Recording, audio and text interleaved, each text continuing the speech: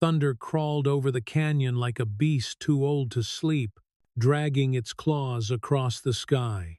The rain came down in slanted sheets, needling the roof of the Devil's Canyon Clubhouse until every nail trembled. Inside, the air was thick with the smell of whiskey, oil, and smoke. The jukebox murmured low, a blues track no one listened to anymore. Men talked in rough voices, words half swallowed by the storm. The world outside was chaos. Inside, it was ritual. Jake Reaper Morrison stood behind the bar, his reflection blurred in the mirror of bottles. He was built like a verdict, broad, steady, and used to being obeyed. His eyes moved slow but saw everything, the twitch in Snake's jaw, the rhythm of Hammer's cue tapping against the table, ghost fading against the far wall. They were his brothers, bound not by blood, but by scars that matched at the edges. Then came the knock. It was soft, almost embarrassed. 3 small thuds that vanished into thunder. Snake frowned and leaned forward. Nobody knocked on that door. People either walked in or stayed the hell away. The room went still. A second knock came, more certain this time, and the storm seemed to hold its breath. Hammer set the cue down. Delivery. Jake shook his head. No one delivered to Outlaws. The third knock was clear, steady, deliberate. He felt the shift in the air, the way silence thickened when danger was at the threshold. He nodded to Ghost, who slid toward the window, every step soundless. Snake's hand hovered near the latch, waiting. Jake said quietly, "Open it." Snake pulled the door wide, and the storm rushed in, cold and angry.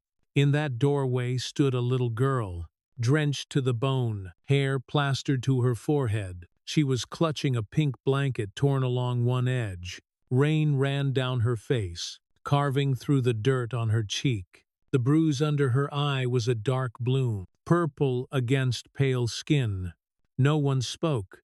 The only sound was rain hissing off the floor. Jake walked forward. He didn't think about it. He just moved. He crouched so his eyes were level with hers.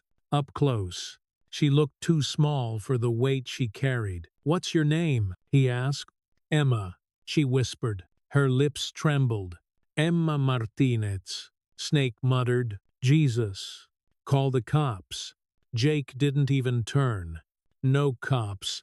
His voice cut through the room like a clean knife. The girl looked at him, half afraid, half hopeful. "They beat my mama," she said. The words hit harder than thunder. For a moment, the whole room froze around that sentence. Jake felt something shift inside him, an old door opening that he thought had rusted shut. He stood, motioned her inside.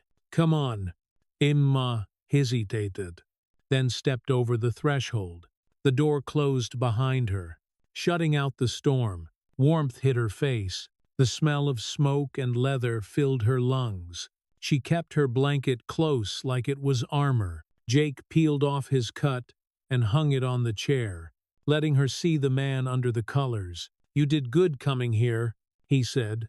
Her eyes darted around the room, studying the men like she was memorizing their shapes in case she had to run later. He recognized the look. He had worn it once. "Hammer knelt beside her, holding out a towel." "You hungry, kid?" She nodded. "Small, uncertain." Jake said, "Ghost, lock the doors. Hammer, get her something warm." Then he turned back to her. "Tell me about your mama." Emma clutched the towel. "She told me to run. The bad men came back. They had snakes on their arms and one had gold teeth." He laughed when Mama screamed. Jake felt the word snake twist in his chest. "Serpentes. Cartel markings. Not the kind of trouble you called the police for." "Where'd you come from?" "Emma. Mrs.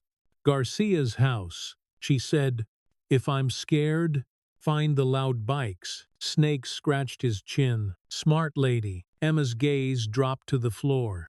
"Is Mama coming?" Jake paused. He had no promise to give that would be true, so he built one that would have to become true. "We'll bring her home," he said. She lifted her head, Promise. Hicknelt again, eye to eye. I promise.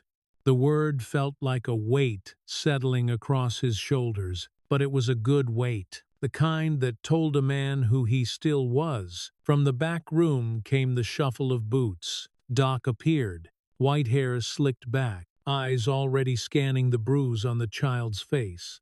He crouched beside her, gentle hands hovering near, but not touching. Fresh, he said quietly. 2, maybe 3 hours old. Defensive marks on the arms. Jake's jaw flexed. Doc glanced up. You planning to involve the law? No, Jake said. We'll handle it. Doc gave a single nod. Not agreement, just understanding. Emma's eyes caught something on the shelf behind Jake's desk. A small wooden horse, carved by a hand that had loved detail. She pointed. You have a horsey. Jake turned, surprised. Yeah, I made that a long time ago. It's pretty. Her voice softened something in the air, a small pocket of peace. In a room built for violence, Jake looked at the wooden horse and saw, for a heartbeat, the boy he used to be before uniforms, before prison, before patches. Then he looked back at the girl who had found his door in a storm. Ghost, he said, his tone shifting. 3-block grid. Kiet questions. Ghost nodded and disappeared through the hall like smoke. Hammer, Jake said. Grab snake and sweep east. Keep your eyes open. The men with snakes on their arms, you see them. You call. Hammer grabbed his jacket. Copy. Jake turned back to Emma. You stay with Doc.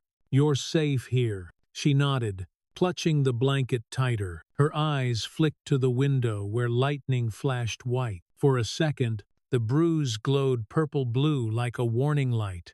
Snake lingered by the door, uneasy. Reaper, he said.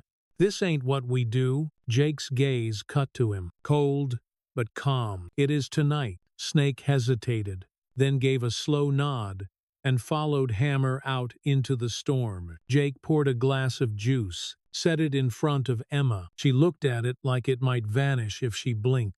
Thank you, she whispered. He leaned against the desk, arms folded. You see the man with the gold teeth again. You tell me, you remember anything? Cars, houses, sounds. You tell Doc. Emma nodded. Thunder cracked again. Closer now. The sound rolled through the floorboards. Jake looked toward the window. Rain sliding down the glass like fingerprints. He could almost feel the city breathing out there. Streets he knew too well. Corners that hid too much.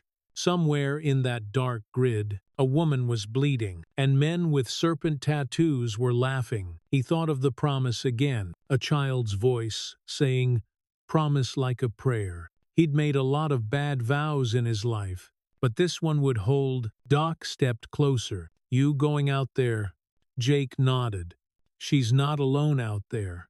Not tonight. You could call somebody. I did, Jake said. They're already moving. He reached for his gloves, pulled them on slow, each finger snug. The rain outside thickened, the world sharpening in its rhythm. Doc said softly, you keep collecting lost causes. You'll run out of room. Jake almost smiled. Maybe that's the point. He crossed the room, opened the office door halfway. Emma was watching him. You're gonna find her, she asked. Yeah, he said. We're gonna find her. She didn't smile, but her eyes steadied. That was enough. He stepped into the hall, the hum of the storm wrapping around him again. Snake and Hammer's engines coughed to life outside, growling under the thunder. Ghost's bike answered somewhere down the block. Jake paused at the door, hand on the latch. The world smelled like wet earth and gasoline. He looked once more toward the office door, the sliver of light spilling under it, the shape of a child, safe for now. He pushed the door open and stepped into the rain. The storm met him with cold fury. He pulled his jacket collar high and started toward his bike. The engine caught on the first try, roaring like something alive. He could feel the pulse of the road already waiting. He twisted the throttle once, the sound cutting through thunder. through doubt, through every voice that had ever told him to stand down. "We handle this ourselves," he said, and rode into the storm. Rain kept drumming the clubhouse roof in a hard, workmanlike rhythm, not the mad scatter of a squall, but the steady insistence of a shift that would not end. In Jake's office, the storm felt a fraction farther away. Heat held in the wood and paper and leather, and the lamp on his desk carved a warm circle that pushed back the gray like a small, stubborn oath. Emma sat in the chair with her knees drawn up, the pink blanket bunched under her chin and over one shoulder, the wool too big for her, and somehow still not enough. Doc set his leather bag on the desk and opened it with the soft rasp of a well-used zipper. The clean sting of alcohol rose, cutting through the heavier sense of oil and smoke and damp leather. He did not reach for the girl until she looked at him. When her eyes lifted, he lowered himself slowly, making his hands into a quiet, open shape. "I help people feel better," he said, his voice the even hum of an old engine idling. "May I check your cheek?" Emma drew a breath and nodded. Doc tipped her chin with the back of his knuckle and eased the lamp so the light fell warm and steady across the bruise. Up close, the color had layers. Violet deepened to plum along the ridge of bone, faint green whispering under the edge, where time had already started its quiet work. He brushed close without touching the half-healed cut at her lip, then slid the sleeve of her dress up past her elbow. Finger marks shadowed the small arm. He turned her palm and saw the nicks and lines a child earns when she puts her hands up against a world that will not stop. "Fresh contusion," Doc murmured toward Jake, hours old, older bruising on the upper arms, defensive marks on the palms. She raised her hands. She tried. Jake felt his jaw set. The muscles along the hinge tightened and held. Doc dampened a pad with alcohol and warned her softly of the sting. Emma flinched at the touch, breath catching, then steadied. Her eyes rooted on the lamp like it was a star. "You dizzy, sweetheart?" Doc asked. "Sick to your stomach?" Emma shook her head. "Just cold," she said, as if it were a fact about the weather and not a truth about fear. Doc lifted another wool blanket from the cabinet and wrapped it over the pink. He tucked the corners with the neatness of a man who had once had more time and fewer emergencies. "You will warm fast," he said. Jake set a mug on the blotter, steam lifting honey and lemon into the air. "Sip slow," he told her. She did, small, careful sips, like she knew not to ask a good thing to hurry. The hallway beyond the door had its own pulse. Boots crossed concrete in short, measured arcs.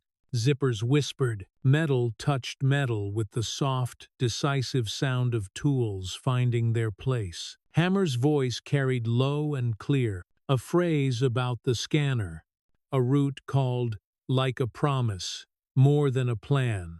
Ghost moved without sound, and still Jake knew exactly where he stood. The shadow that drew the room's geometry clean.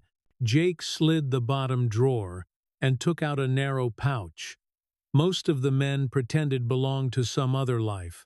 He set it on the desk, unzipped it, and pulled a small stack of clear bags and a pen that did not bleed when paper got wet. Under the pouch lay a pad of custody slips, each one a simple frame built to hold the truth steady, while hands and time did their best to shake it loose. Snake leaned his shoulder against the door jamb and eyed the neat little row. "We a lab now?" he asked, the grumble missing any real tooth. "If we touch something that matters, we keep it clean," Jake said, and did not look up. He wrote his name once, slow and square, then printed a line for item, a line for location, a line for time, a line for witness. The pen made a sound like rain against canvas. He turned back to Emma and made his voice softer around the edges. "I am going to ask a few things," he said. "If anything feels too hard, you say stop. Nothing here is a test." Emma nodded. Her fingers squeezed the edge of the blanket and released it, as if a muscle had to remind itself it could let go. "Where did you last see your mom?" he asked. "Mrs. Garcia's porch," she said. "We were leaving. Mama said it was not safe at home. The bad men were waiting. They said she saw something. They said if she talks, they will hurt me." Jake kept his face still, his eyes easy. "Did you see their arms?" he asked. "The pictures."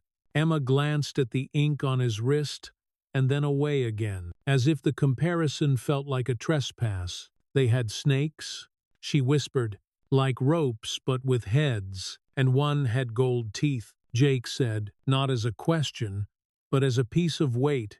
She did not have to lift again. She gave a small nod. He smiled. He added, and she nodded again more tightly. "Not nice," she said. "Did you see a car?" "A black one," she said, forehead furrowing. "Shiny.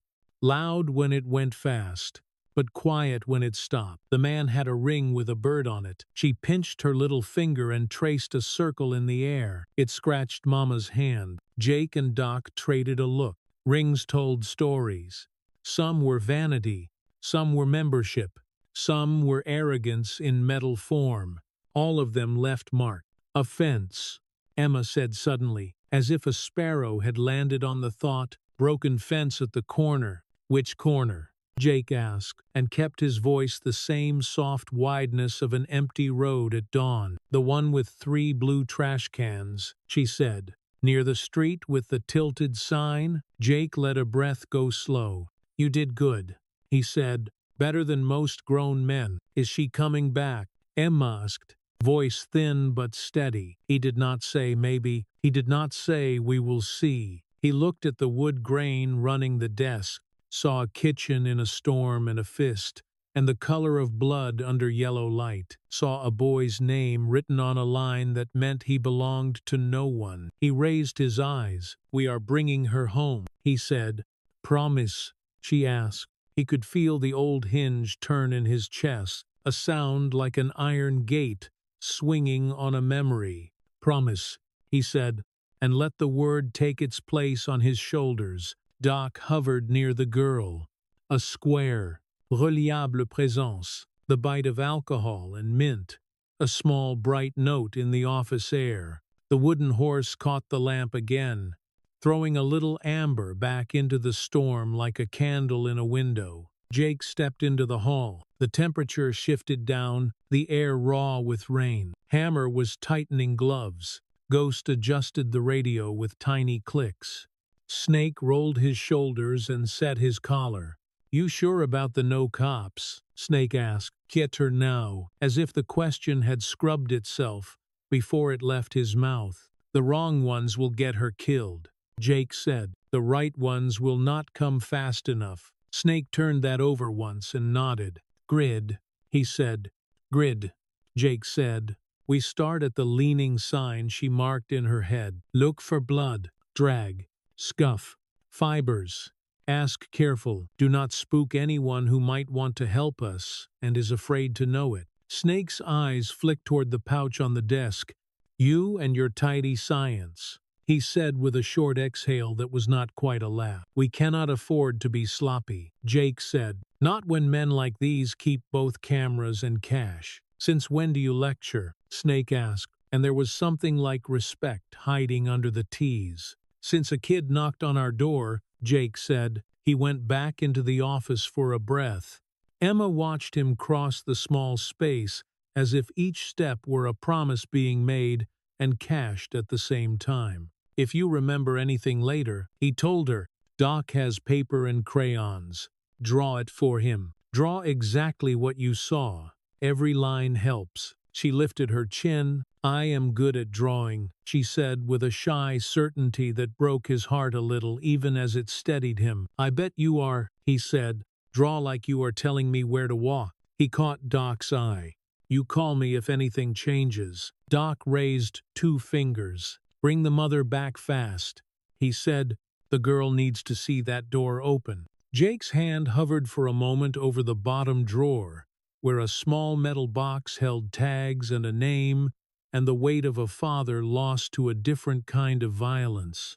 He did not open it. Not yet. The rain already carried enough ghosts. He crossed to the outer door. Ghost held it. Cold slid over Jake's face and under his collar with the immediate intimacy of a stray dog. The bikes sat in the lot like patient animals. Lights beaded with water. Chrome turned the color of rain. He swung onto his Harley, and the seat took him back like a handshake from an old friend. The engine barked awake and settled into a low, familiar rumble. Hammers followed, deeper. A big chest clearing. Snakes coughed once and caught. Ghosts stayed almost polite. 2 teams, Jake said into the radio. Hammer with me. Snake with Ghost. If we split, meet at beach and 9. Copy, Hammer said, the words sharp and clean. Copy, Ghost said, and the air itself seemed to agree. Snake glanced toward the office window and lifted 2 fingers. A hard man's nod aimed at a small person who did not need to hear promises twice. Through the glass, Jake saw the flick of a child's head turning toward the sound. Engines mean rescue when you have no other language for courage. Jake rolled first. The chain on the gate clanked and swayed. Tires hissed across thin rinds of water. The rain slapped his face and cleared parts of him the heat had muddled. The map of the neighborhood settled into his body, the way a song you love lives in your throat without asking. He braked at the corner and signaled without thinking. Hammer slid in on his left, keeping space, keeping pace. Ghost and Snake peeled west into a run of narrow streets where bar lights wore halos and shadows, watched from porches. They worked the first block at a pace almost human, eyes down to the edges where secrets catch and fail, then eyes up to the windows where watchers pretend they are only watching rain. A siren moaned somewhere far to the west, a melancholy animal in a different story. A television stuttered blue and gray in a second-floor window and made the rain look like snow. A cat launched itself from under a car and vanished into a hedge that did not want it. At the second corner, the street sign leaned toward the intersection like a man with a question he had already answered for himself. Jake coasted, cut the engine, and let the storm take the room back for a beat. The chain-link fence sagged between rusted posts, belly low, the diamond pattern warped, where something heavy had dragged and pulled. A puddle beside it wore the greasy sheen that belongs to oil, but held a darker thread at the edge that did not look like oil at all. Jake lifted 2 fingers and stepped off the bike. Hammer came up behind him, already unzipping the pouch. The rain was the only sound. Close up. The lowest run of wire showed bright where the zinc had been scraped. The metal barbs held a whisper of color that did not belong to chain or rust. Jake put on a glove and bent the beam of a small flashlight along the fence line. The light cut the rain into white threads and laid them aside. On one bar, held as carefully as a secret, a thin curl of pink clung and trembled. He steadied the wire with his left hand and pinched the scrap with his right. Breath, gentle like it, mattered not to jostle a truth that had already survived too much. He eased the fabric into the clear bag and pressed the seal. The sound was tiny and final, a zipper of certainty. Hammer let out a breath he had not noticed holding. Jake slid the custody slip behind the plastic and wrote in slow, deliberate letters, the kind a man uses when he wants to make lying expensive. Item, pink fabric fragment. Location, east fence at the leaning sign. Time, noted by the watch on his wrist and the rain in his ears. By Jake Morrison. Witness, Thomas Rodriguez. Hammer signed with the careful seriousness of a man who understood that names were anchors when storms tried to take the deck. Jake keyed the radio. Ghost, he said. We have something at the fence east of the leaning sign. Say it again. Ghost said, his voice like cloth pulled tight, pink fabric on a pulled fence. Looks like a catch when someone was dragged or when a small person squeezed through. Copy, Ghost said. Fan right from your position. We will sweep the drainage toward the alley with the big blue dumpster. Hammer tucked the bag inside his vest where rain could not touch it. Snake rolled up slow, cut his engine, and stood in the rain like a statue that remembered it had once been a man. He did not ask for the story was right there in plastic and ink. Jake stood, and the cold climbed his shins. Bone to bone, he did not mind it. Sensation kept him awake, promises kept him in motion. He looked down the line of the street and listened. The storm had changed.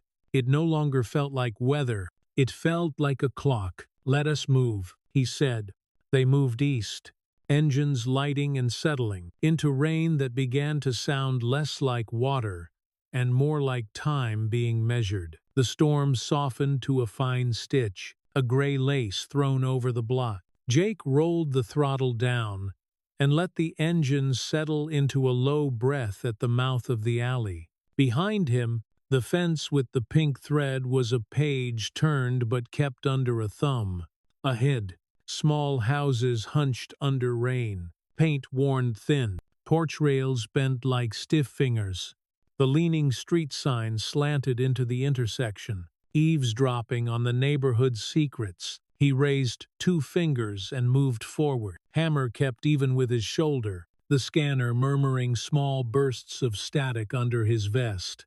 Ghost and Snake drifted the cross street and eased back into view. Shapes the rain did not bother to name. There, Hammer said, tilting his chin. A chain-link gate sagged into a puddle. Grass pushed flat from sidewalk to porch, as if hurried feet had shoved it one way, then the other. Jake cut his engine and let the natural sounds return. Rain drummed on tin. A television hummed 2 doors down. Somewhere a late argument had run out of verbs and was throwing nouns against the walls. The porch boards had a fresh splinter, a skid mark bright as a shout. The door hung off a hinge that had been good enough until it wasn't. Jake stepped inside and let the smell stand up and hit him. Cheap dough, wet carpet, old oil, the thin edge of fear. He stopped and let his eyes gather the room without hurrying. A couch on its side, a lamp on its face, a coffee table with a long smear that was not grease. On the linoleum near the window, rain had drawn a map in a darker shade, as if the glass had wept too long in one place. Ghost slid past him down a short hall. Hammer took the left of the doorway and became a quiet wall. A drip counted time in the kitchen sink. A back door tapped softly, off rhythm, like a lazy metronome learning a harder song. Near the couch lay a purse, tipped, the small private life inside, spilled in a clumsy radius. Jake gloved his hands. The leather was decent, the kind of choice a working mother makes when a month is long and pride still matters. He eased the camera from his inside pocket. The lens blinked at the room. Click. The frame took the couch, the smear, the tipped lamp, the door. Click. The purse, the scatter. A card half slid from a wallet. He breathed once, lifted the card just enough to read, careful not to add his print to a night already too full of hand. Maria Elena Martinez. He said the name in his head, and the promise he had given a child settled deeper in his chest, heavy and right. He opened a clear bag. Plastic crackled, quick and decisive. The card slid in. He wrote his name and the time and the place in square letters that would not smear when the rain reached the paper. Hammer signed as witness, his thick fingers surprisingly neat. The pen clicked shut with a small, final certainty. Ghost's voice came low from the hall. You should see this. Jake followed through a bathroom, where the mirror wore a spider of cracks, and the sink kept a rust ring like a memory of cans that never left. The back room had one window, and a mattress that had never been a bed so much as a surface for waiting and hurting. On a milk crate sat a stack of photographs, corners curled, gloss turning mean under the lamp's thin light. Ghost did not touch them until Jake slipped a fresh glove on and nodded. The top photo turned with two careful fingers. Three men in polished suits formed a half circle around a figure forced to kneel beside a car's trunk. The kneeling man wore plain clothes and a weary acceptance that did not belong on a face not yet old. A fourth man held a pistol with theatrical ease. The flash had caught a grin and turned it into a cold crescent, gold teeth, ink up both forearms. Serpents thick as rope, black heads poised along bone. Hammer breathed a quiet curse through his teeth. Jake leaned in and let his eyes read the edges. Near the rim of the frame, a badge caught a shaving of light. Not a toy, not a surplus trinket. Real metal with a number behind it. The face attached did not fully enter the shot.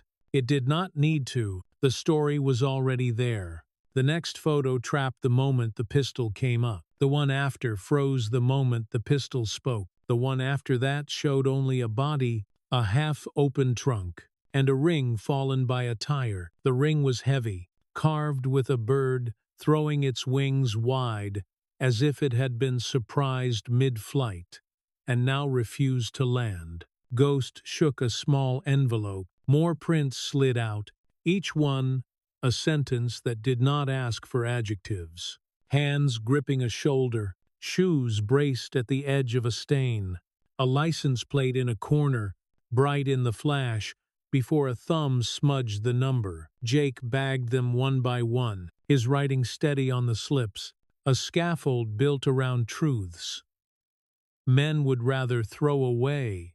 The scanner under Hammer's vest crackled like a match that would not quite light.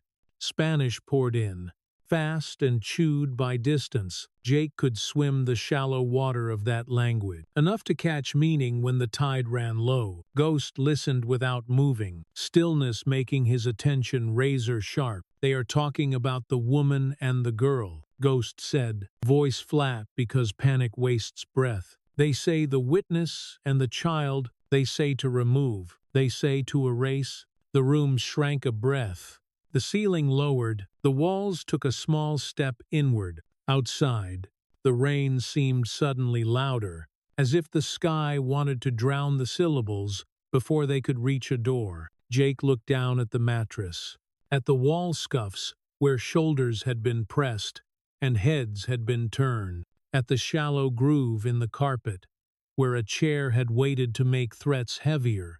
He stepped back to the living room, to the purse with its life spilled out. He touched the smear with a gloved fingertip and held it to the light. It broke the way blood breaks when water has been in it too long. Hammer did not need to say cartel. The word sat in the room like a man with his feet on the table. The name behind the gold grin reached Jake on a small current of rumor. El Oro, the kind of nickname men with money give the one who cleans what cannot be left. A cleaner, a man sent to make a life disappear so thoroughly that memory becomes a liability.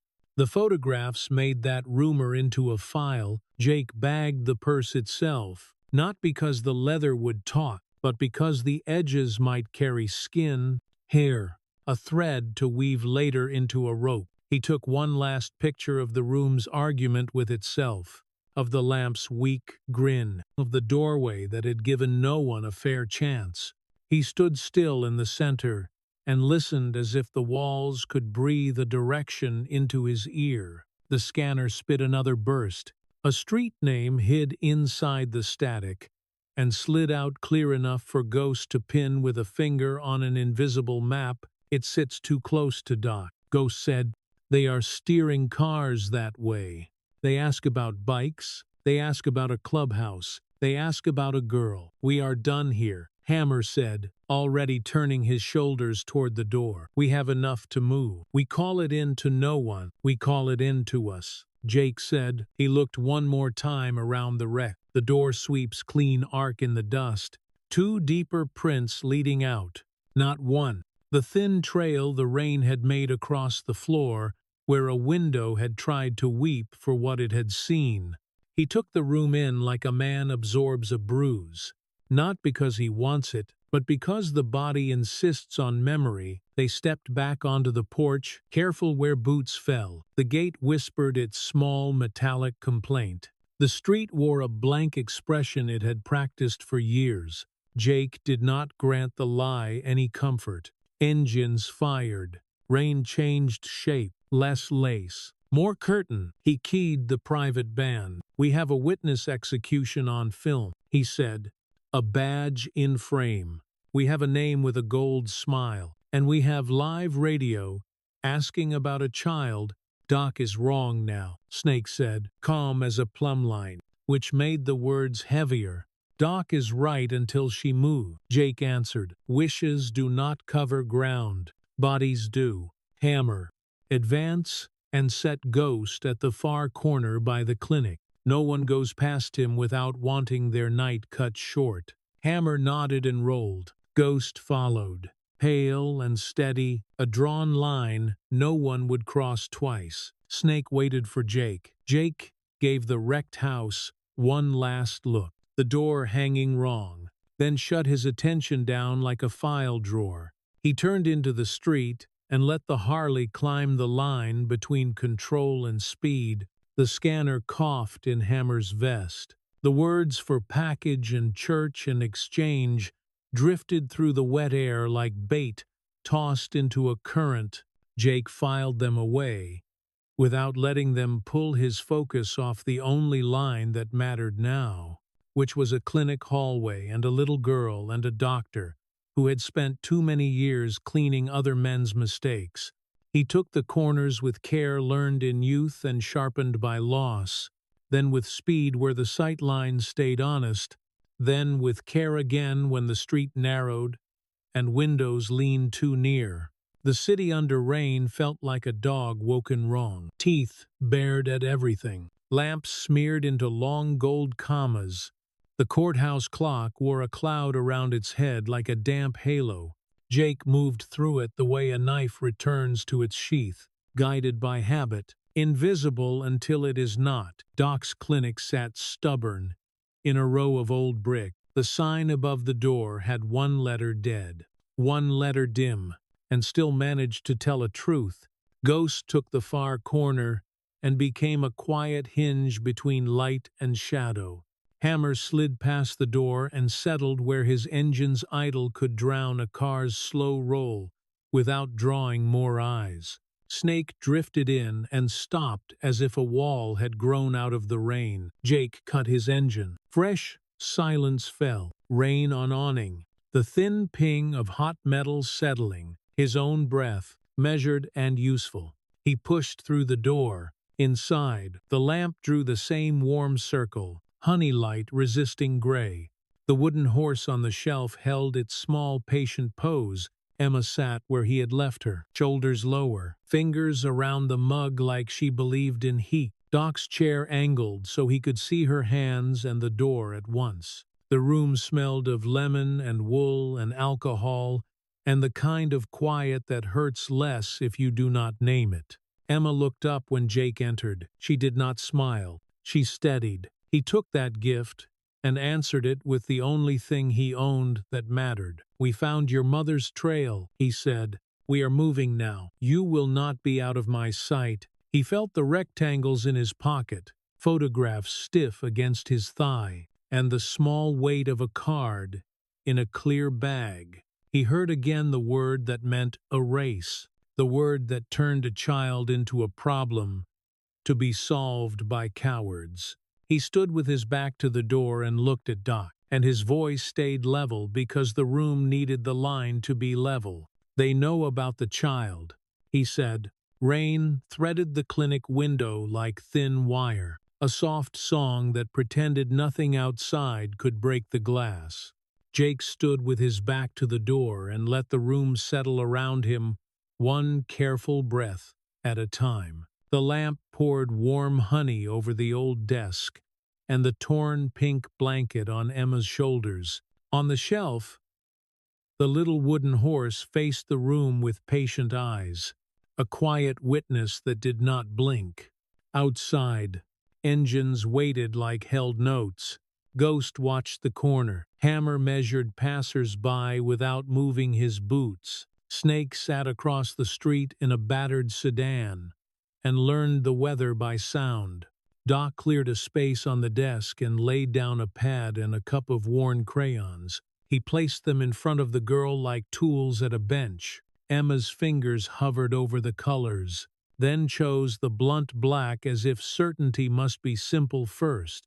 The first line she drew was straight and spare, a careful box edged by rain. Jake crouched beside her, voice low but steady. "Draw what you remember," he said.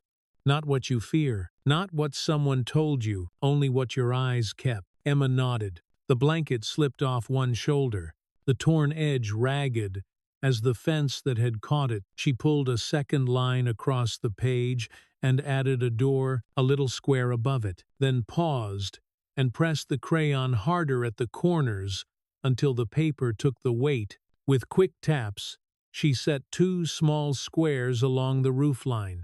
"There were cameras," she said, pointing. "One here, one there." They blinked red. The man with the gold teeth stood under this one. He liked that.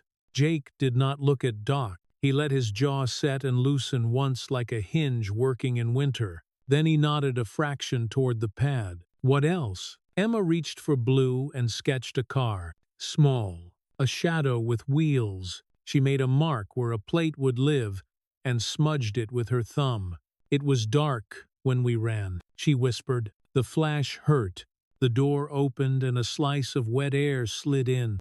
Angel stepped through with two small bags bumping against her hip, hair damp with blown mist, eyes bright, the way eyes get when purpose keeps them warm. She closed the door with her shoulder and smiled at Emma first, not at the men. "Hey, honey," she said, and her voice placed a soft hand on the room. Emma watched her the way children who have learned to survive watch every new adult, testing for sharp edges. Angel passed whatever test lived behind that look. The girl's shoulders lowered the width of a finger. The crayon kept moving. "I brought soft thing," Angel said. "Socks, and a warm shirt, and a sweater with stars. And a book." She set a picture book on the desk. A knight with a kind face on the cover. Armor scratched by weather rather than pride. "We can read when you want. Knights are good at waiting." Jake drew a clear bag from his pouch and set it beside the pad. The plastic whispered. He wrote the neat lines on the slip, making each letter stand square on the page. Item: child, drawing, exterior view with cameras and plate. Location: clinic office. By his name, witness, Doc's name. Doc signed without looking down, eyes still on the small hands finding brave shapes. Angel watched the tidy ritual with the understanding of someone who had cleaned blood from floors and learned to label the stain without letting it own her. She set a small bottle on the desk. Lemon on her hands eased the bite of alcohol in the air. Doc stepped close and gently lifted Emma's sleeve. The thin plastic bracelet that had hidden under the cuff showed itself, edges scuffed. Printing tired. He looked at the date, then at the girl. "How long?" "Sweetheart, 3 weeks." She said, "The doctor said I should keep it on so they would know how to fix me when the bad men came back." The sentence lit a fuse inside Jake and burned through to something cold and steady. He lifted the small camera and clicked a frame, braceleted wrist, embossed printing, small hand open like a trust. When the portable printer breathed the picture out, he slipped it into a second bag and wrote the lines that would keep a defense lawyer from melting truth into fog. Outside, a car rolled by slow. Hammer answered with one short cough of engine, and then silence. The clinic held its breath and exhaled. "Tell me about the ring." Jake said, easing them back to the work. The bird you saw. Emma took green and drew a heavy band on a stick wrist. The bird had its wings wide like it was shouting and would not land. He scratched Mama with it when he grabbed her, she said, and she traced a tiny line over her own palm, the way someone might trace a scar to map a story. Jake slid a small ruler from the pouch and placed it along the drawing before he took the picture. His movements quiet, exact, almost tender. The shutter thunked like a metronome holding a room together. Angel knelt beside Emma and asked if she could sit. The girl nodded and made a little space with a solemn shake of shoulder and chin. Angel opened the book but kept her finger between pages, ready to read when the child's chest learned a steadier rhythm. Nights know that loud monsters are mostly noise. She read in a low tone that did not chase the girl's words, but walked beside them. They use their quiet to make room for other people's courage. Doc moved to the window and studied his reflection first, the street second. Ghost stood at the corner, like a shadow that had learned discipline. Snake's sedan breathed in a slow old way. Hammer's idol kept time between drizzle and hush. Jake felt the building around them like a rib cage, and let his promise be a heartbeat. "We cannot keep her here long," Angel said without looking up. "They will widen their circles. They will buy answers. We move soon," Jake said, not loud. "Not more than it takes." Doc nodded once. The backlot gate forgot how to lock over the winter. He said, "No camera back there. No light that works well enough to brag." Jake looked at Emma again. "You will ride with Angel," he said. "I will ride beside you the whole way. Doc will keep this room safe until we come back with your mother." Emma set the crayon down as if it had done the first half of something important. She reached into her pocket and unfolded a small square of paper, gone soft at the creases. A child and a taller figure under a crooked rainbow held hands. She pushed it toward Jake with both palms. "Thank you," she said, as if the words had been waiting for a place to land. Angel tucked the book into a bag, then hugged the girl with her arms and her posture and the space she made against the world. Doc opened the hallway door, and the corridor breathed iodine and old paint. The exit bar at the back gave a tired click when he eased it. Rain came in sideways and cold at the wrists where gloves could not quite reach. Snake's sedan rolled into view like a mistake that had decided to be useful. He set the rear door close to the threshold so no step would be wasted. Angel moved first, then Emma hugging the book like a shield, then Jake behind them, broad enough to be a wall, close enough to be a roof. Ghost's outline tilted and reset. Hammer's engine hummed low and then went still. A voice rose and fell on the block beyond. Words shaped by another country, the cadence friendly, the moment wrong. Jake's hand settled on the doorframe. He counted heartbeats the way he had been taught by nights that taught too much. He slid Emma into the back seat beside Angel and stepped in from the alley side, so the first thing a bullet met would be him. Snake's hands stayed light on the wheel, steady on the breath. Doc raised a hand that wanted to be a blessing and looked briefly shy about it, then lowered it as the door closed. The sedan drifted forward. Tires whispered over shallow water.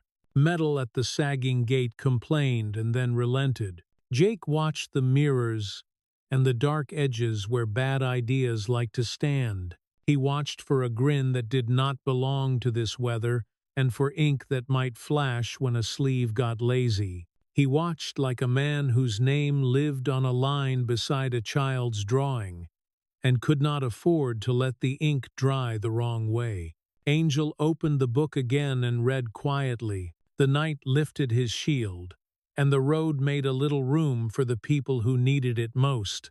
Emma leaned closer, listening to tone more than plot, hands tucked under the belt like a child, learning a new way to be held. The sedan reached the gate, and nudged through. Beyond it, the street lay thin and dark.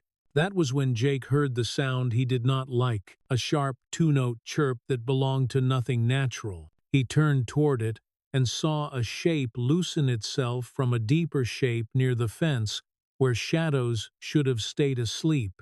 "Hold," he said, calm and level, and Snake let the brake find him without jarring the car. Angel stopped mid-sentence. Emma lifted her face, eyes wide but steady. Jake's fingers wrapped the door handle, not to open yet, only to feel the weight outside. The rain stitched a finer seam. Somewhere close, a second chirp answered the first. Clean, precise. Not rain, not engine, not bird. He felt the old hinge in his chest turn and lock. They were not the only people who knew the back ways tonight. The chirp came again, a clean wrong note against the rain, and a shape eased itself out of the fence shadow. Jake did not open the door. He let the handle learn the weight of his hand and tapped two knuckles against the glass to place his eyes for ghosts. From the alley mouth came a soft reply, click, the kind of answer men use when breath must not be wasted. Hammer's engine gave a low animal cough and went still, as if the night had laid a palm on its muzzle. A man stood at the hinge post, shoulders tilted the way. Smokers tilt when they want to look casual. Knowing beer, no steam of breath. On his chest, a small black box blinked twin red dots and made the thin chirp again. A remote asking if friends were near. Wait. Jake signed with 2 fingers. Angel kept her voice warm but thinner, a blanket drawn tighter. Keep your book open. Honey, she whispered to Emma. Nights love rain. The girl steadied the picture book on her lap and fixed her eyes where the page met the spine, as if the seam were a map to a kinder place. Ghost moved like darkness, learning to walk inside darker, dark. He closed with the watcher, took him behind the jaw and under the ear, and turned sleep on with a quiet mechanic's trick. The little box fell into the puddle and blinked once more before the water shut its mouth over the light. Clear. Ghost breathed. Go, Jake said. Snake fed the sedan forward. A feather touch on the gas. The gate complained, and then made room. They slid into the thinner street. The rain now, a steady whisper, as if it agreed the loud part was over. They did not go far. Jake kept 2 routes folded in his pocket that maps did not hold. Snake took the poorer lane, the one that looked like a mistake, and was therefore safer. They skimmed the back of a shuttered laundromat, crossed a service alley, and let the city lose interest in them. Where now? Angel asked, not fearful, only exact. Back to the clubhouse, Jake said. Short stop. We take what we need and disappear. We are not leading anyone home, Snake said without turning his head. We are being led by no one, Jake said. Eyes open. They looped once to wash off any tail, then again because habit carries its own law. The clubhouse rose from the rain like a rock that had learned masonry. Pride tugged at silent places in Jake, and he kept the tug on a short leash. Snake nosed the sedan to the bay door. Hammer rolled past to hold the block mount. Ghost took the cross street and listened with all the tools a man can grow from bone and will. Inside, the air smelled of oil and leather and old victory. Bikes stood in 2 quiet ranks, steel animals at rest. Jake ushered Angel and Emma into the office and closed the door with a firmness that signaled decision, not fear. The little wooden horse watched from the shelf. Emma's shoulders eased the width of a finger. Angel set the book down and met Jake's eyes with a look that said she was here and could do more. We move her again in 12 minutes, Jake said. Sooner if the weather and luck decide to be kind. Doc's place is burned for now. We shape the noise at the church and pull our work at the warehouse. We are walking toward what they want, Angel said. We are walking beside it, not into it, Jake answered. The exchange is a story they told to make their voices feel big. We use that story to hollow out space. Emma looked up from the book, small and exact. Are there monsters at the church? She asked. There are men there who think they are, Jake said. We will not give them a stage. He pulled a laminated street map from the drawer, edges scarred by other nights, other chalk lines. He circled the church lot with a blunt nib and drew a thin path east to a block that matched the child's drawing. Cameras at the corners, a plate over the door, a yard of cracked tar that held puddles like lies hold breath. Warehouse, Hammer said from the doorway, rain threaded in his beard. The scanner caught the word twice. Package, hour. The church is noise. Good, Jake said. He placed the evidence pouch on the desk and worked with a steadiness taught long before leather and patches, taught by a father who brought maps home and made tactics into quiet lessons. Each recovered photograph went into a fresh sleeve, prints faced one way. He labeled with square letters that did not smear in a storm. Photo set, kneeling male, badge edge visible, shooter grinning with gold, location unknown, likely West District, witness notes to follow. He stacked and tapped and sealed with red tamper tape that would tattle if air tried to lie. He wrote times in words because numbers bend when men wish them to. Angel watched the neatness like a hymn she already knew. She pulled a roll of labels from the drawer he pretended he did not keep for nights like this. She laid the strips straight and true, the tape snapping with a sound that felt like anger used properly. Jake set 2 blank drives on the desk and fed the camera's memory into Doc's old laptop. He made twin copies, printed slips for chain of custody, and signed them in patient block. Drive 1 and Drive 2. Photos 1 through 14, including badge, edge, and fallen ring. He slid the slips to Angel.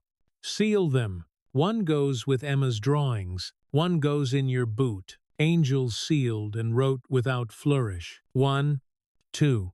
She pressed the edges until the glue bit. Ghost stepped in without stirring air and set the drowned chirper on the desk. Its light winked once and died. Watch her at the back lot, he said. Alone. No near friend. None now, Jake said. Already past it. He tapped the map. We split. Hammer takes the church with a loud car, and a man they can mistake for a prisoner if their hunger is sloppy. No exchange. No talk. Make enough music to hold their eyes. Hammer nodded. I will give them something to stare at and nothing to keep. Ghost. You and I take the warehouse, Jake said. Snake runs the wheel. We go in like rain that belongs. We find the door that stays locked when others are open. And Emma? Angel said, voice even with a blade under it. Emma rides with you to the church. Jake said, you stay behind the second row of stones and the thickest tree. When they look at engines, you look at nothing but her. If anything folds wrong, you go out the north side, phone on in one hand and the child in the other, and you do not stop until you see federal walls. I will be behind you with a car and a story, or I will already be beside you because I chose fast over right. Angel's nod was not polite. It was oath. Jake turned to Emma. Tonight the night's chapter is short, he said. Ride quiet. Listen, heart. If Angel says down, you go down like sleep. If I knock on the window like this, he tapped, short, long, short. You look only at me. Emma nodded. She slid her hand into Angel's and found the exact fingers she wanted. What about police? Hammer asked. The badge in the photo says the cat is in the kitchen. Do we try a clean call? We call no one with a name on his jacket. Jake said, we feed this later with a prosecutor in the room and a camera that sees all mouths at once. Ghost tilted his head, reading the rain into meaning. They are talking about numbers again. He said, the hour, the street, the church. He wrote the phrases in a small notebook because paper keeps memory when fear scratches screens. Jake let the room go quiet a breath. In the quiet, his father's voice found him the way old tools find a hand. Strike where they must cross. Send your noise left. Slip the blade right. Keep your own alive as if breath were ration. He shrugged into his jacket and tucked the bagged photos against his ribs. He placed a drive behind them. He slid Emma's first drawing under his heart, because sometimes superstition and planning are the same if you hold them steady. We move in 5, he said. No ceremony. Emma went first. Shoulders blunt with rain. Ghost gathered radios and checked headsets with patient clicks. Snake took the bay, looked both ways, then both again, stubborn and alive. Angel lifted Emma and set a warmer sweater on her, zipped a coat that smelled like soap and hope, and pressed a kiss into dark hair without trembling. The wooden horse watched like a small saint. Jake spun the safe dial and brought out a hard case with 2 night optics and a coil of tape that did not reflect. He checked batteries and focus and handed one optic to Ghost. He pocketed the tape. He believed in leaving doors honest behind him. His phone buzzed once and stopped. An unknown number sent a single line. 1 hour. St. Catherine's.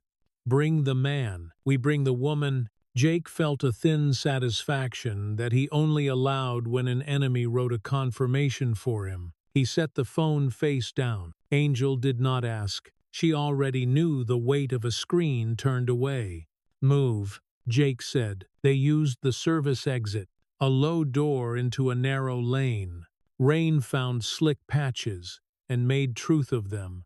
Snake's sedan idled near the mouth. Hammer's car huffed steam like an impatient horse. Ghost sat his bike with the visor down, the world washed green by lens and intent. Angel buckled Emma and set the book on her lap, then laid a hand on the child's knee like a palm on lace to keep it from blowing. Emma tucked her free hand under the belt and fixed her eyes on the place between Angel's shoulder and the window glass. Jake leaned to the back window and tapped short, long short. Emma looked at him and did not look away. He filed that promise as already kept. They rolled. The city under rain stretched like a wire pulled between 2 dark posts. Hammer took the west and made music where brick would throw the sound back bigger than the car. Ghost followed Snake at 2 lengths. Line clean, hands loose, eyes like tools. St. Catherine's rose from its own ruin. Stone, shoulders, hunched, the iron cross, scarred, and still pointing. The lot behind was cracked tar and stubborn weeds, a ring of tired trees holding a last posture of guard. Hammer slid in and killed his lights, then flashed once in a pattern that said, "We are here if belief needs a hook." Snake did not stop. He let the church take the eyes that wanted a story. Ghost peeled off at the block's lip and flowed east. The warehouse lived 3 long streets away, and one temptation over. Jake could feel its quiet like a held breath. Rules of engagement, he said into the headset, mostly to remind his own hands of the line. No heroes. No loud. Unless loud is the shield. Anyone who drops a weapon walks away zip-tied. Anyone who reaches for a child, even with their eyes, has their night ended. Angel did not answer with word. Her hand settled again on Emma's knee. The girl closed the book and held it like a shield, because the night had taught her that a shield is a door only if you choose to hide behind it. Ghost's voice came soft. Cameras at corners. Plate above the door. Exactly as drawn. Snake slid the sedan into shadow, 2 buildings down. Jake stepped into the rain and let it write clean lines on his face. He turned the optic until the rectangle of the door sharpened and the red blink stuttered. The wet shine of the plate read as words in his eye. 1247. Ghost said, translating in a murmur. The number they kept saying, Something small and necessary locked into place inside Jake. He tapped short, long, short on the glass once more. Emma looked and held the look. 2 doors. He thought, noise to the west, work to the east. They had picked the wrong quiet to threaten. On the other channel, Hammer laughed once without humor. Cars at the church, he said. Many. Men who love their voices. Let them count ghosts. Jake looked at his watch and did not see numbers, only time. He raised his fist, the sign that meant begin. They moved the way rain moves when wind decides it is time. Rain pressed across the brick in slanting lines, a gray hand smearing ink. Jake let the night lens wash the world in quiet green until edges settled into sense. 2 cameras blinked at the corners, lazy red eyes tracing small circles. Above the steel door, a dull plate held the number he already knew by heart, the rhythm Emma had given him in careful syllables. He tasted metal on his tongue, that old battery tang that always came before a breach, and the taste steadied him. The way routine steadies a shaking wire. Snake exhaled once behind the wheel and slid lower. A shadow inside darker cloth. Ghost spoke in a breath over the mic. South camera blind along the gutter. 3 heartbeats wide. Take it now. Jake moved when rain thickened. A sidestep that lived under the stutter of the lens. He eased 2 fingers up with a strip of dull tape and nudged the camera off true. Not enough to shout about it, enough to make it look bored in another direction. The relay clicked once like a throat clearing. No alarm. The door learned his weight. Cold steel told his shoulder it remembered winter. Ghost's pick was not a flourish, only a small, patient request. He did not fight the lot. He reminded it of an easier day. The tongue slid back with a metal sigh. Jake caught the knob with his palm to quiet it, eased them through into cinder block and gloss paint air that smelled of bleach, old oil, and chemicals sweet. Lights hummed too loud. A compressor thumped behind a wall like a heart that had worked all night. A radio down the hall played a song in another language that hit the same 2 notes harder than needed. The floor held scuffs, where careless boots had drawn their own maps. Jake cut left, and Ghost floated after, hugging shadow. A wired window showed a small office with a metal desk and a fan that never spun. Another door breathed cold, a freezer. Not their room. Farther along, the corridor widened into a bay stacked with cloudy plastic, a few chemical drums, a bench with a soldering iron stuck upright like a sleeping wasp. Evidence lived here. Noise did too. He kept moving. At the corner, a man leaned against a vending machine, eyes sunk in a phone, brain nowhere helpful. The phone spilled silent highlights from a game. Jake walked into him like a clumsy stranger, then hooked the jaw and turned the head and pressed thumb and knuckle where sleep lives. The man folded without ceremony. Ghost's zip tie whispered and locked. They slid the body into a mop closet that breathed sour bleach and old effort. 1 more by the lift. Ghost breathed. The lift did not ring. The lift did not move. A guard stood with his back to the hall, listening to a television inside another room. Jake took 2 steps, and then 1 more that made no sound at all. The same quiet mechanic's trick under the ear, and the weight went out of the knees. Another tie. 2 pistols emptied, slides eased, safeties set, metal put away like a child would put a kitchen knife out of reach. Jake did not like teeth lying around where panic could trip on them. Office, he said, only a thread of voice.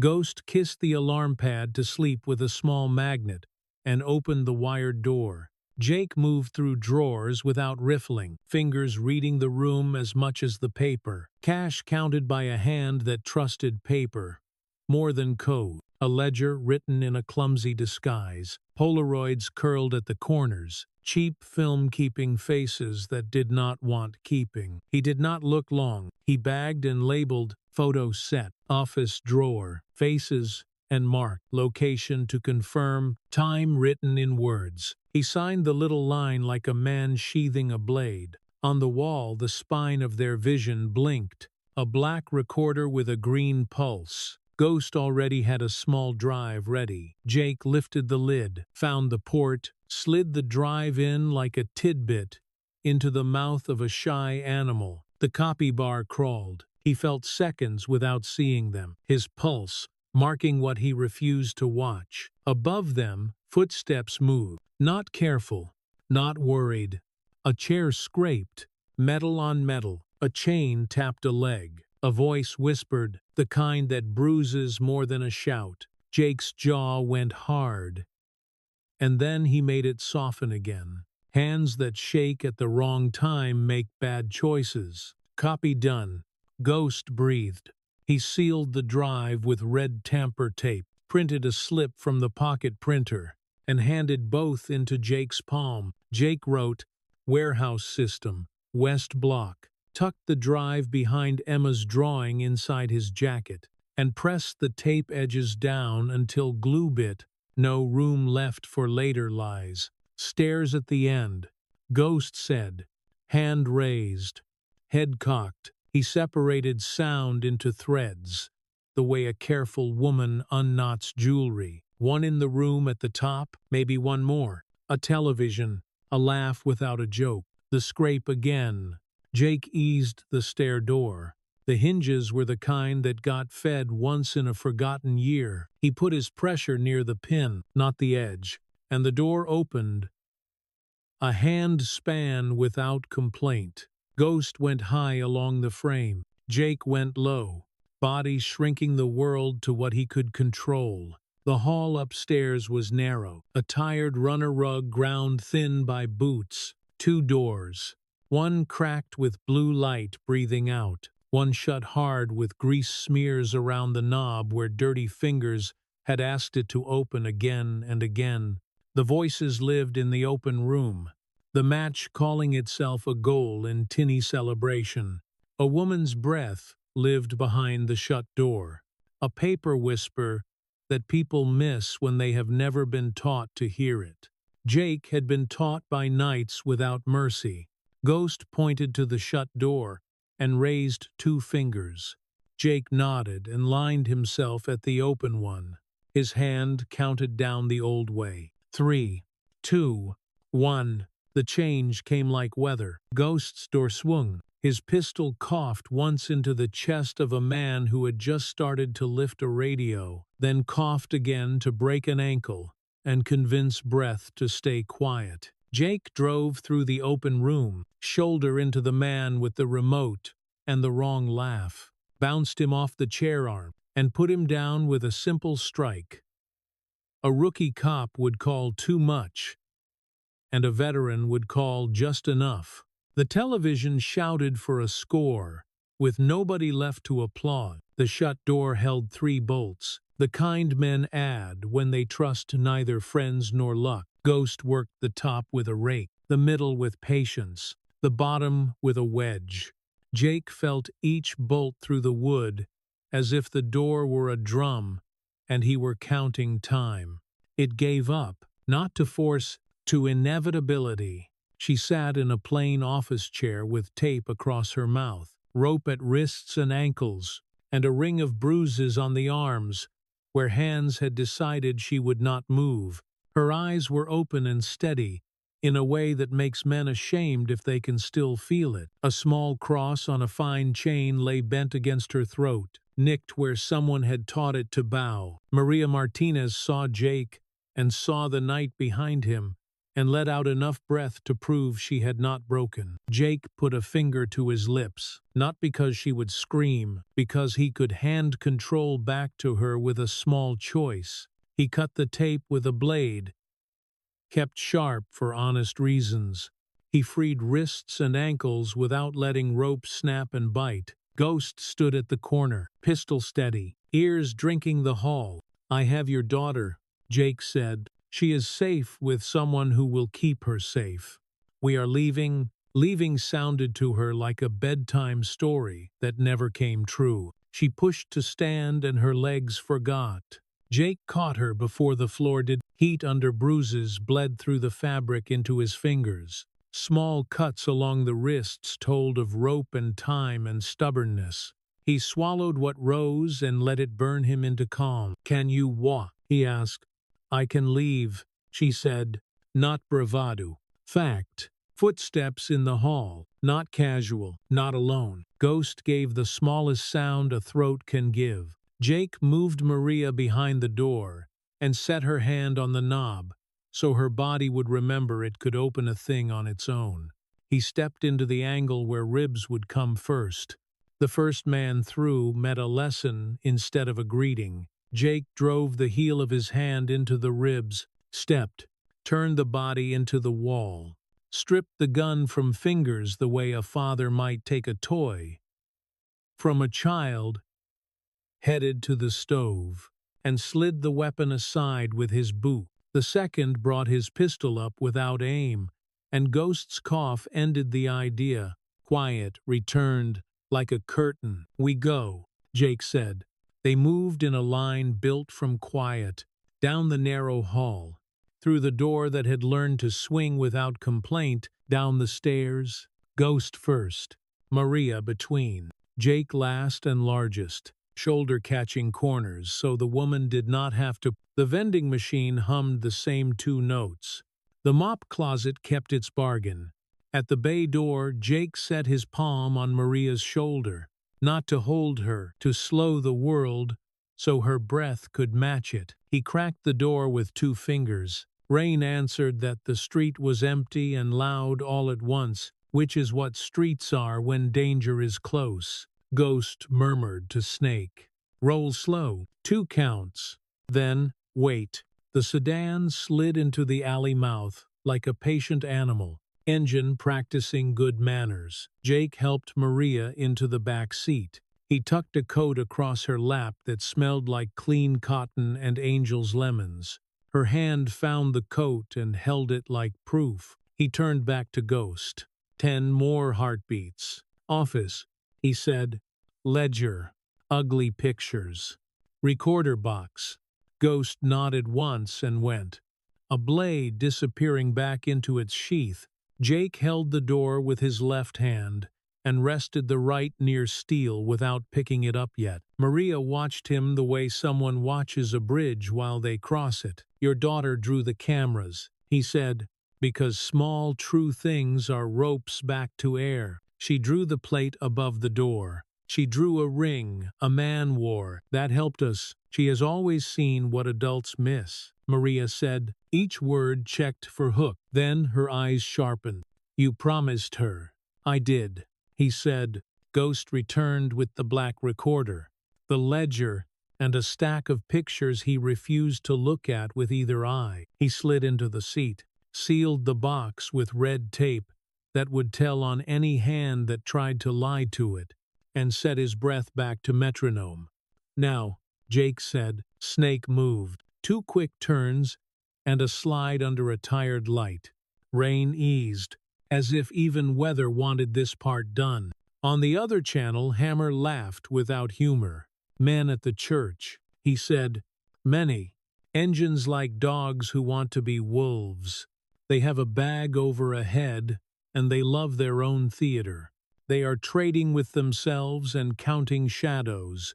"Copy," Jake said. "Keep belief high. No contact, no martyrs." Behind them, light flared in the lot they had left. Tires hissed over wet tar. Ghost tipped the mirror. 3 cars, he said, late to their own house. Wrong tires for this rain. He tucked the drive an inch deeper and set his hand back on his knee. Snake kept his head still and drove with respect, as if the car could be offended. Maria pressed the coat to her stomach and would not let the bent cross slip from her fingers.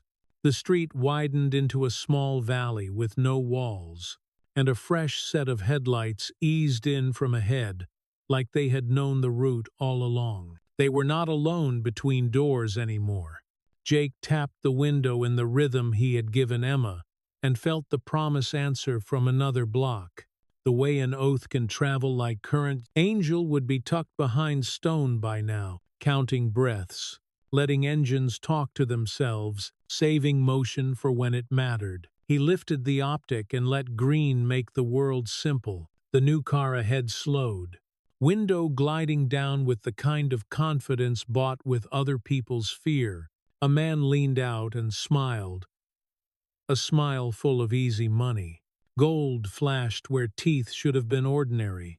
Ghost saw it too. No one spoke the name. No one needed to. The road narrowed by choice. Snake's hands got lighter, not tighter. Jake put his palm against the seat back, so Maria could see skin and read steadiness. Behind them, another car took a corner with disrespect. In the headset, Hammer's voice flattened. "The churchmen are moving," he said. "Hunger is louder than patience." 2 doors. Jake thought. Noise to the west. Work to the east. Wolves between. He did not look at his watch. Time was a feeling in his bones. He leaned forward, so the rain on the glass cut the gold into small, mean sparks. Instead of a crown, he spoke like a man asking a noisy bar to quiet down. "On my hand, Snake." He raised his fist. "Begin." The street had stopped being a road and turned into a test. Rain flattened sound into one long whisper, hiding the engines until they were close enough to feel. Jake sat forward, the optic glow fading from his eyes as the sedan found its balance between 2 packs of wolves. One ahead, one behind. He could taste the air's copper edge and the faint sweetness of oil and heat. "Hold speed," he said. "Let them think we are waiting." Snake's hands stayed light on the wheel, fingertips loose. A man playing a quiet song through steel and water. The car ahead drifted, the passenger window open, gold teeth flashing when the man grinned into the storm. Behind them, 3 sets of headlights floated over wet asphalt, steady, confident, closing the circle. Ghost watched mirrors, like he was reading another language. Hammer's voice cracked through the radio, low but urgent. "Church lot still full. 3 cars circling. They are hunting noise, not sense. Keep it that way," Jake answered. "They like the echo. Let them chase it." The cartel car in front slid closer, shoulder to shoulder now, pushing air. The man with the gold smile lifted 2 fingers in a lazy mock salute, as if the night belonged to him. The ring on his middle finger caught a pulse of lightning. Wings spread.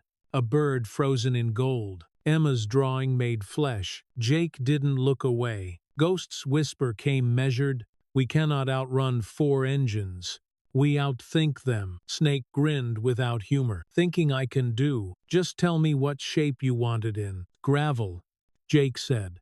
"Wet and low." Ghost cracked his window, scooped a handful from the gutter when they passed the last intersection, and waited for the right breath. Snake eased the brake just enough to pull the nose down. The car behind bit too close. Reflex before reason, and Ghost's throw turned the air into a hiss. Stones hit tires. Water. Metal. The sound was small but wrong, the kind that pulls panic like a thread. The nearest car fishtailed once, overcorrected, and kissed its partner's bumper. A brief, embarrassed thud, then chaos of horns.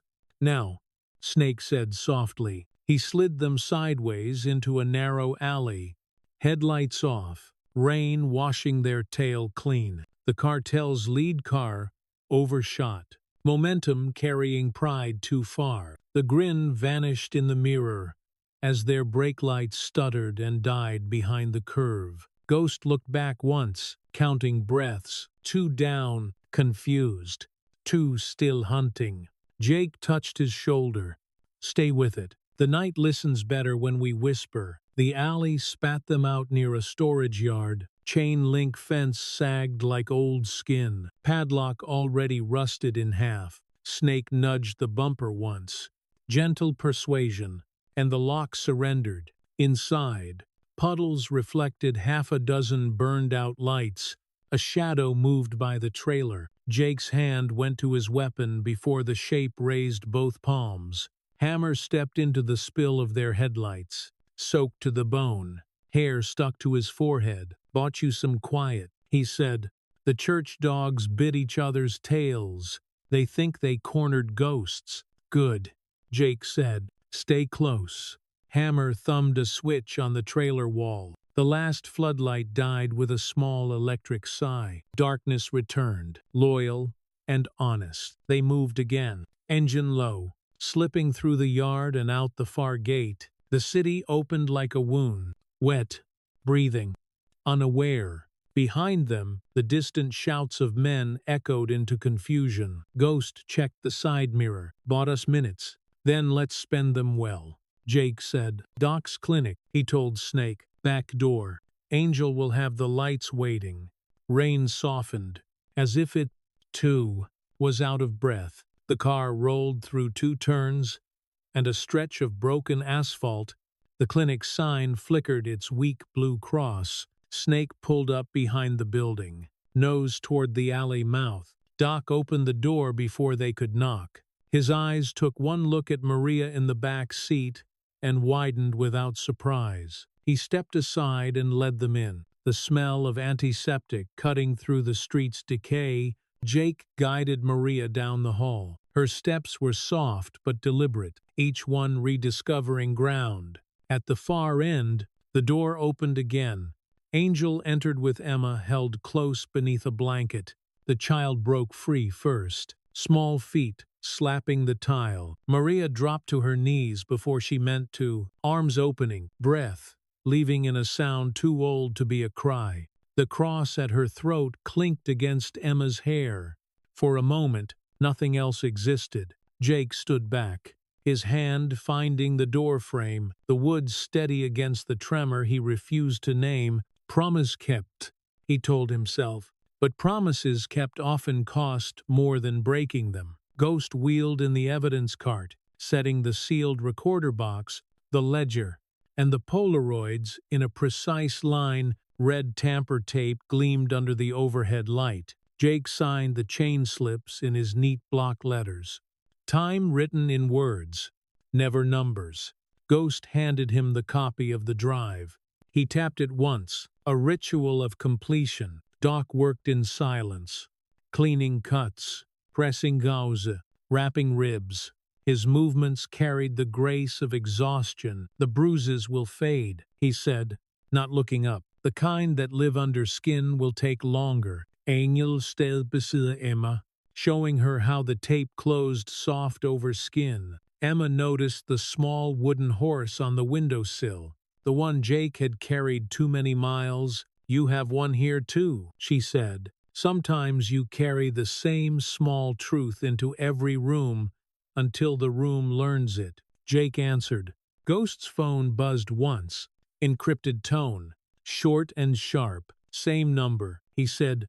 Message reads, "The hour is done. They're leaving the church. They'll scatter," Jake said. "And when they do, we draw the map." Hammer leaned on the wall, soaked and grinning a little. "Gold Teeth won't forget the gravel trick. Pride bleeds louder than pain. Let him bleed on his own time," Jake said. "We're building ours."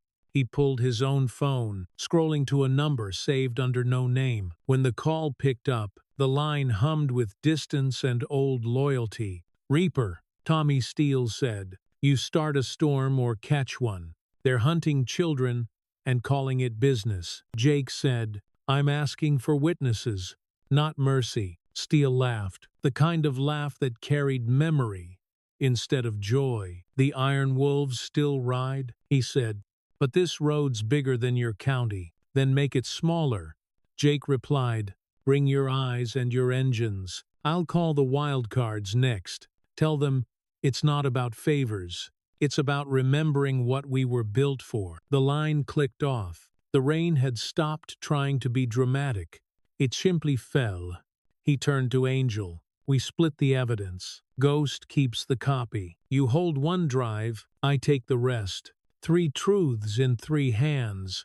If one of us falls, the story still walks. Angel nodded, eyes sharp. That is exactly paranoid enough, she said. Jake looked at Maria and Emma. The woman's hands trembled around the cross. The child's fingers still smudged with pencil lead from old drawings.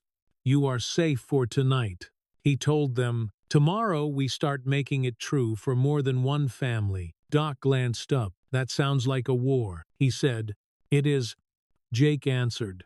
But this one we plan with open doors. He walked to the threshold, rain misting the hall. His watch showed nothing but time waiting to be spent. He looked at his crew, each holding a piece of the story. Ghost, Hammer, Angel, Snake, and knew the next step would burn. We meet at the clubhouse, he said. We set the table. We lay down rings. No more whispers at doors. We speak names where everyone can hear them. He opened the door, felt the night breathe against his face, and gave it one final word that belonged to action. Begin. The storm had passed, but the night still carried its weight. Clouds hung low, dragging the first dull gray of dawn over the mountains. The clubhouse sat on the edge of the highway like a waiting verdict. Inside, the air smelled of oil, steel, and old wood soaked in the memory of too many arguments. Jake entered first, helmet tucked under one arm, evidence box in the other. Every man in the room straightened. The hum of conversation died without needing to be asked. Ghost stood at the far end of the table, already unrolling maps. Angel was there too, pale light from a desk lamp, sharpening the lines under her eyes. Hammer leaned against a pillar, arms crossed, and Snake poured coffee into mismatched mugs. Jake set the box down on the scarred table. The red tape caught the light like blood on glass. This, he said, is everything they built their world on, and everything we're going to burn down. He broke the seal. The sound was small, but it cut through the room like a switchblade. Inside lay the Polaroids, the ledger, and the recorder drive, each tagged, signed, and timed in Jake's block lettering.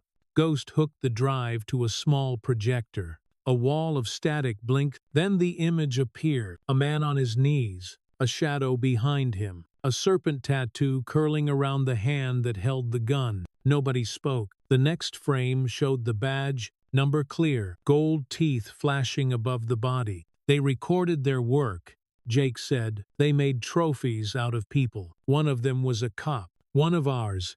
The same crew that took Maria Martinez, the same one that marked her daughter for cleanup. El Oro runs it. Gold teeth. Angel's hand tightened around her notebook. So it's confirmed. Confirmed, Ghost said. He flipped to a still of the ring. The bird, with its wings thrown wide. The same one Emma had drawn in her notebook with a shaky hand. And this, he added, matches what the girl saw. Jake laid the ledger open. The paper was waterlogged, but the ink refused to fade. These initials belong to 3 active officers. He said, they move product under patrol protection. Every badge in this book is on payroll. Maria found them when she traced the hospital's supply lists. That's why they came for her. Snake leaned forward, the light catching the grease on his knuckles. Then we go loud.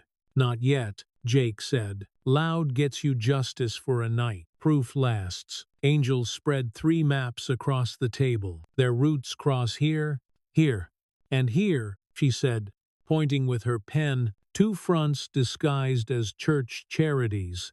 The third is a maintenance depot labeled 1247.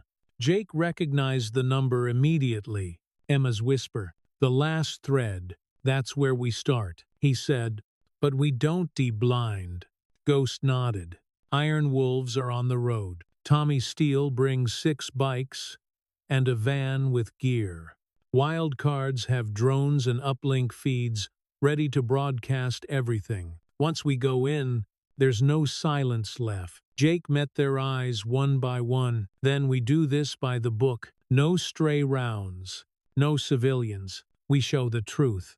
Not another mess of bodies. Proof over pride. Hammer exhaled smoke and rubbed a thumb across his jaw. Never thought I'd see the day you'd sound like a commander again. Maybe I stopped pretending I wasn't one, Jake said. The rumble came first. Distant, steady, growing.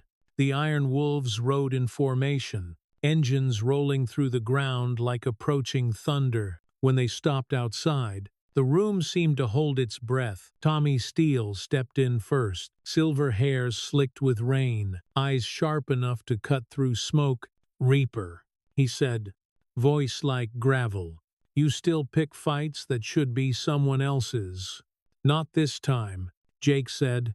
"This one's ours." Steele walked to the table, glanced at the Polaroids, and frowned. "You're showing me hell. I'm showing you why." Jake replied. Steele grunted. "Then tell me the plan." Jake looked to Ghost, who tapped the map. "Two teams. Iron Wolves take the East Road with Jake and Steele. Wildcards take the West with Angel and the drones. We move at dawn when their shift changes. Objective: Zaitsa 1247.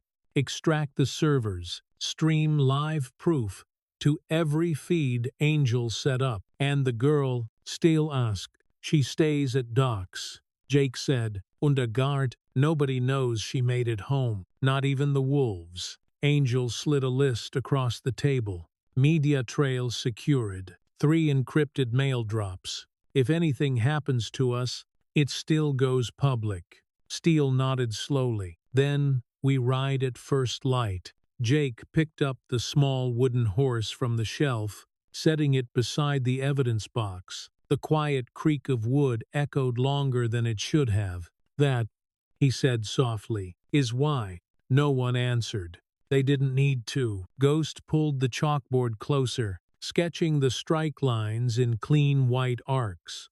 Hammer circled possible choke points. Angel outlined fallback routes. The clubhouse filled with the sound of planning, the language of men who had lost enough to stop gambling with luck. When the last mark was drawn, Jake leaned both hands on the table. "We ride with eyes open. Proof first, blood second. We make it clean so it can't be buried later. This isn't revenge. It's record." Steele smiled faintly.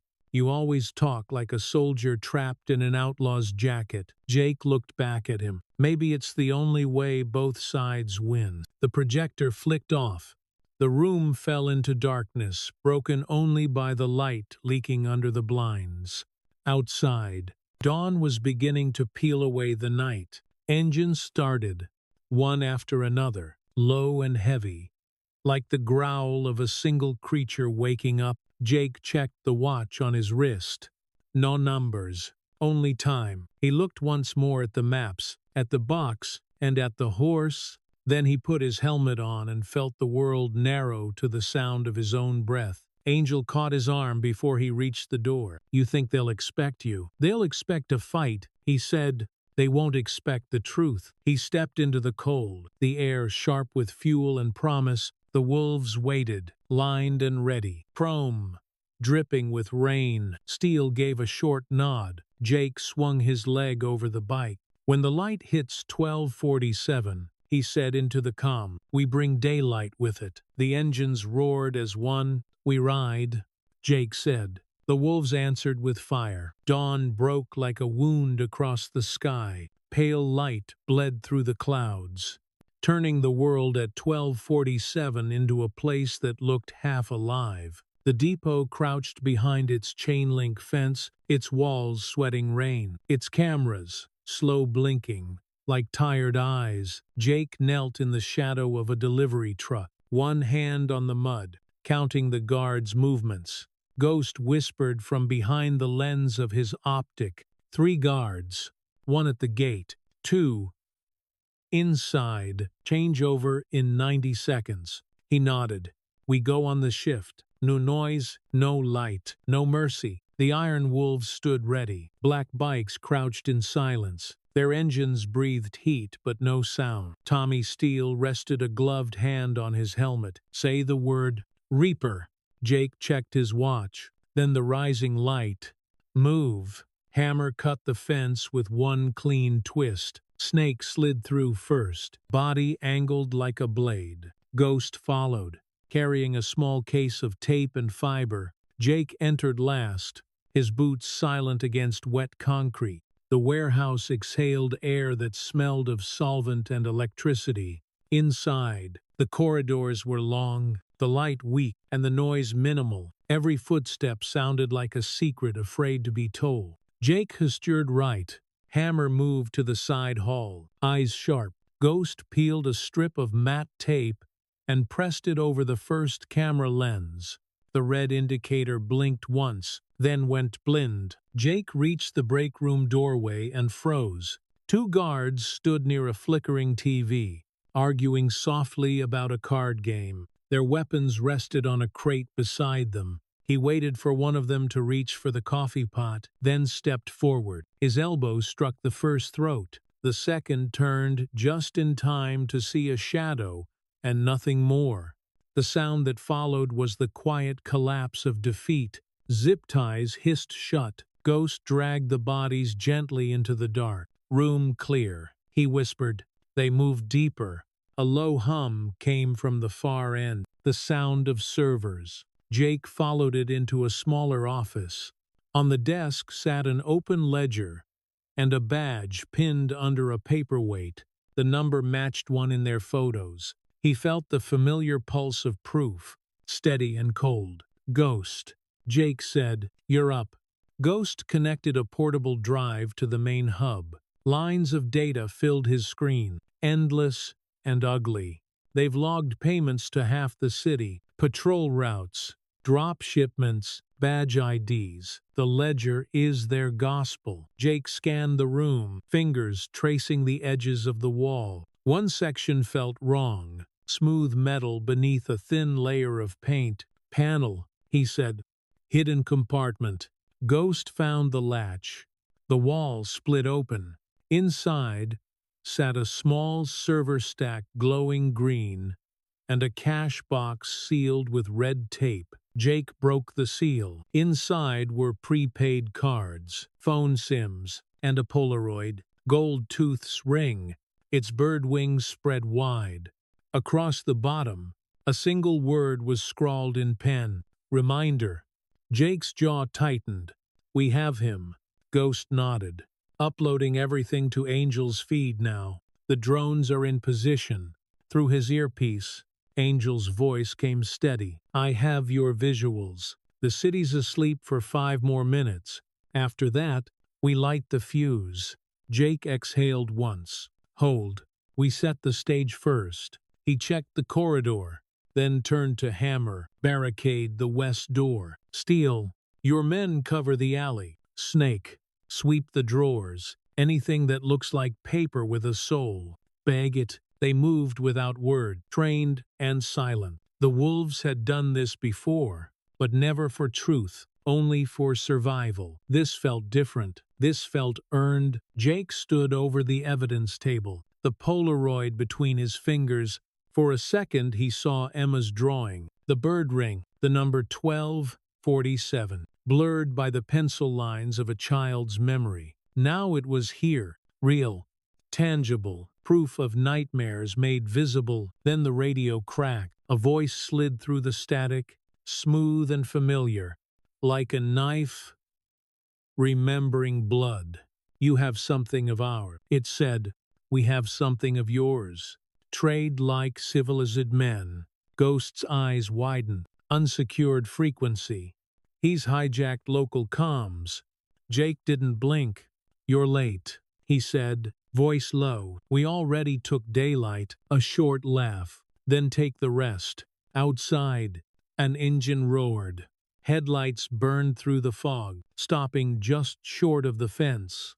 A truck door opened, and a man stepped out. He wore no mask, only confidence. When he smiled, the gold flashed where ordinary men had teeth. Steele's voice came through the comm.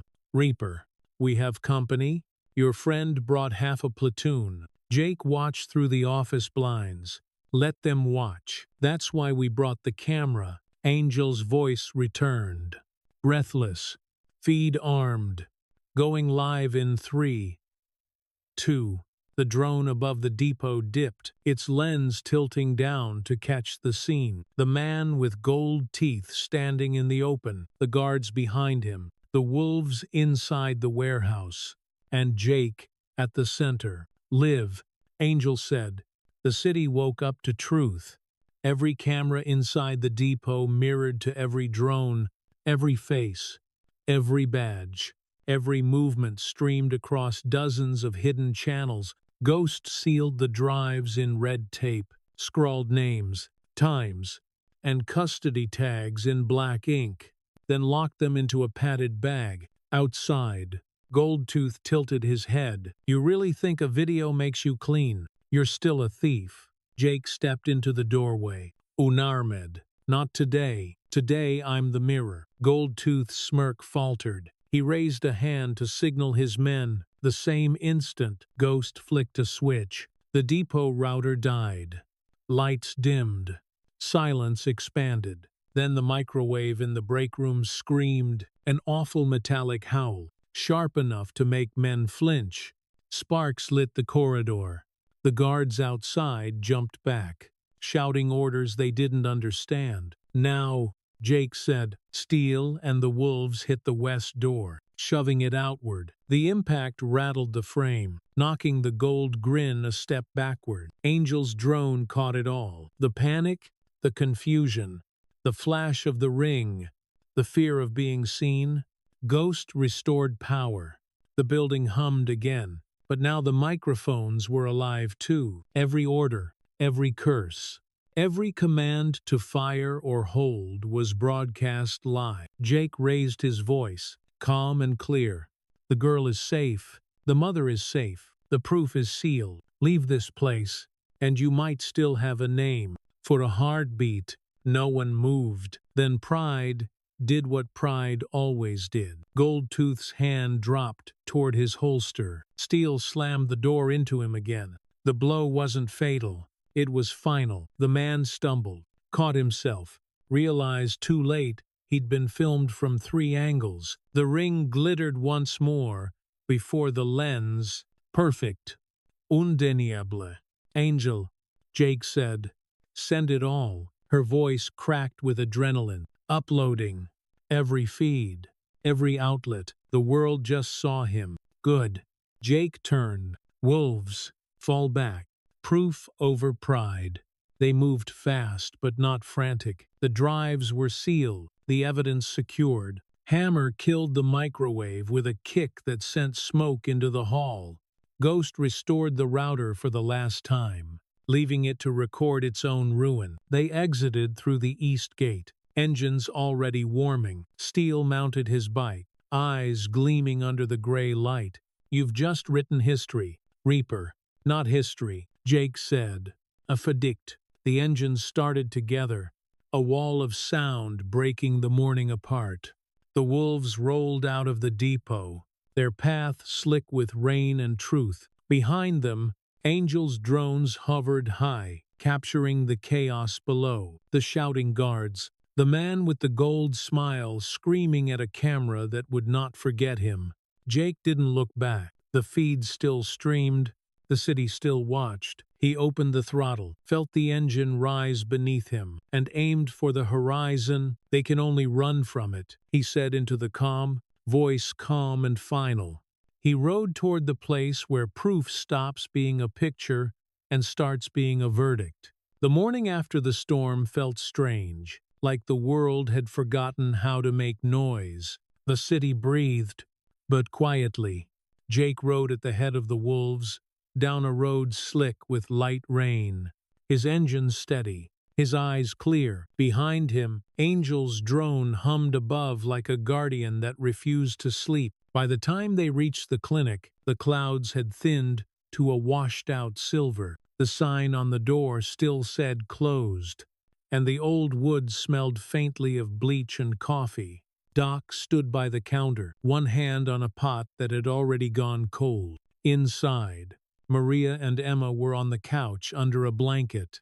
The girl was drawing again, A house with flowers and a sky that actually had color this time. Maria's face carried exhaustion and something fragile but alive, relief that had not yet learned its name. Jake stopped at the doorway, the evidence drives in a small bag over his shoulder. Ghost, Hammer, and Angel filed in behind him. Angel's hair was pulled back, her voice sharp with focus. The feeds are holding. The stream hasn't been pulled. 3 backups. Off-grid. They can't bury it. Doc poured another cup of coffee and slid it across the counter. You brought daylight in here, he said. Try not to spill it. Jake took the cup but didn't drink. He turned to Maria. You're both safe. For now, that means everything. Maria nodded, her hand resting lightly on Emma's shoulder. The small cross at her throat caught the light, cleaned and straightened, but still carrying the faint bend from before. It was proof that something broken could be remade without being erased. Ghost placed 3 drives on the counter, each one sealed in red tape, with his careful handwriting across the top. Primary, mirror, and offsite. 2 stay here. 1 goes with you. Angel added. The department issued a statement already. They're scrambling. The footage is everywhere. The man with the ring didn't make it out of the county. Jake said nothing. He looked at Emma's drawing. The house, the flowers, and 2 dogs by the fence. One looked like it was smiling. The other was half finished. He felt a tug somewhere deep, the kind that meant hope was learning to breathe again. Hammer leaned against the wall, arms crossed. The wolves are on standby. Steele says nobody's hunting. Nobody's talking. They're waiting for your signal. Jake nodded. They won't need it today. Angel tilted her head. You're really going to do this. Hand it all over. That's the point, he said. We fought to make proof louder than pride. Time to let it speak. He pulled the smallest drive from the bag and turned it in his hand. The red tape glimmered like blood turned to sealant. We take it to the courthouse. Noon. No roar, no patch, just truth on the steps. Doc frowned. They'll try to twist it. Let them. Jake said. The proof's already talking. We're just giving it a podium. Steele arrived 10 minutes later, rain still dripping from his jacket. He looked around the clinic, taking in the couch, the cross, the child asleep under a blanket. For a man built out of iron and bad roads, his eyes were softer than usual. It's done then. Almost, Jake said. Steele held out an envelope, copies from the wildcards drones. Clean angles. One's already in the hands of lawyers who like paper better than prayers. He paused, then added quietly, You gave the city a mirror, Reaper. Not everyone likes their reflection. Jake smirked faintly. They don't have to like it. They just have to see it. Ghost adjusted his collar and glanced at the window. Press is already gathering at the courthouse. Angel's contacts say they expect a statement. Angel handed Jake a small recorder. 1 line, that's all you need. He nodded. 1 line's all I've got. Maria stood. You're going out there again. Jake looked at her. Someone has to carry the truth to its doorstep. Emma stirred at the sound of his voice. She blinked at him sleepily and whispered, Did the bad men go away? They went outside, Jake said. We made them look at themselves. The girl smiled and picked up her crayon again. Then we can stay. He smiled back. Yeah, you can stay. Outside. The wolves waited with their engines silent. The ride to the courthouse was short and clean. They parked 2 blocks away, out of sight of the cameras. The air had that post-storm stillness that makes every sound sharper. The courthouse steps were already crowded. Reporters, citizens, men in suits pretending not to sweat. Jake walked up slowly, drive in one hand, helmet in the other. Angel set up the small portable camera at the base of the steps. Ghost checked the signal. Steele stood behind him, arms folded, his presence a quiet wall. Jake looked at the building that had once turned its back on people like Maria, on children like Emma, on men like him. He set the drive on the podium. For a moment, The noise faded. The city seemed to hold its breath. He spoke clearly. "My name is Jake Morrison. The proof you saw is real. The mother and the child are safe. The men who sold fear are not." His gaze swept over the crowd. Steady, unflinching. "We are not asking for applause. We are asking for attention. You wanted to see justice. This is what it looks like before the paperwork." He paused. "Proof over pride. That's the only law that still works." He lifted the drive and handed it to the clerk, who approached with cautious hands. The clerk took it the way one takes something alive and fragile. Jake's fingers lingered a moment before letting go. "Chain of custody." Ghost murmured into the camera.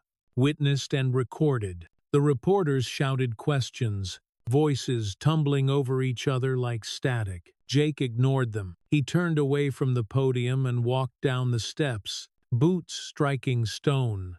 Angel cut the feed and pocketed the camera. Steele fell in beside him. "That was cleaner than I expected," Steele said. "It's supposed to be," Jake replied. "Clean doesn't mean soft." They walked through the parting crowd, the noise dimming behind them. By the time they reached the bikes, the sky had opened to a color that wasn't gray anymore. When they returned to the clinic, the television was on again. News anchors were already dissecting his word, running the footage in slow motion, drawing arrows over screenshots like archaeologists of truth. Maria turned the volume down and smiled at him. "They can't take it back, can they?" "No," Jake said. "It's in too many hands now." Doc handed him a small tray. On it lay the bent cross, now polished, its edges softened. "Fixed enough to wear again," Doc said. "Some things should stay marked. Makes them honest." Maria fastened it around her neck. Emma finished her drawing and held it up proudly. "See," she said. "2 dogs. One's for us. One's for you." Jake smiled and took the picture. "Then I guess I better come back to check on them." He set the drawing on the shelf beside the wooden horse. The small shapes, cross, horse, crayon house, stood together like a quiet truth. Angel leaned against the doorframe. "Say it," she said softly. He looked at her, then at the family on the couch, the men who'd fought beside him, the light finding its way through the clinic windows. He said it one last time. The words simple, final, earned. Proof over pride. Outside, cars moved, sirens wailed, and life continued. But inside, the world stayed still for a heartbeat. Learning how peace sounds. When it finally stops pretending to be quiet, the clinic did not get darker. It held its own light. In the end, the verdict that walks isn't just a story about exposing corruption or winning a quiet war. It's a reminder of how truth, no matter how small or fragile, still has weight when it's carried with integrity. Jake's journey teaches us that strength doesn't always roar. Sometimes it speaks in evidence, in mercy, in the quiet act of refusing to look away. When he chose proof over pride, he chose the harder road, the one that demands patience, restraint, and faith that justice, however slow, still remembers its way home. For anyone who has ever felt silenced, dismissed, or cornered by power, this story whispers a truth that's both simple and hard. Silence might feel safer, but it never heals. To face injustice is not just to fight others, it's to confront our own fear of being seen, of standing alone, of believing our voice still matters. Real dignity doesn't come from winning loud arguments. It grows from doing what's right when no one is clapping. Like the old saying goes, gold fears no fire. What's genuine endures the test. If this story touched something in you, if it made you think about your own battles with silence, truth, or dignity, share your thoughts in the comments. Tell us what justice means to you, or a moment when you found the courage to speak up. And if you believe stories like this should keep being told, hit like, share this video, and subscribe to stay with us for more tales that dig deep, challenge comfort, and honor the quiet fighters among us. Until next time, may you find peace in truth, light in patience, and strength in the simple act of standing your ground.